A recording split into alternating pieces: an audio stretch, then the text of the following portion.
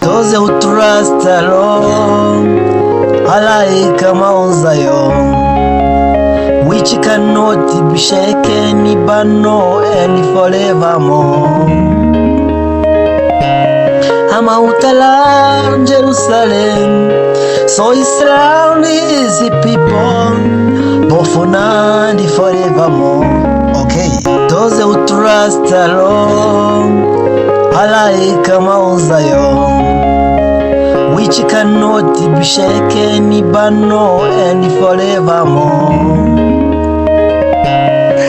Mount around Jerusalem, so Israel is the people, both now and forevermore. Mount around Jerusalem, so Israel is the people, both now and forevermore. Mount around Jerusalem, so Israel is the people, both now and forevermore. Mount around Jerusalem, so Israel is the people, both now and forevermore.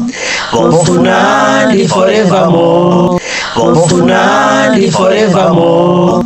Both now and forevermore. Mount around Jerusalem, so Israel is the people, both now and forevermore.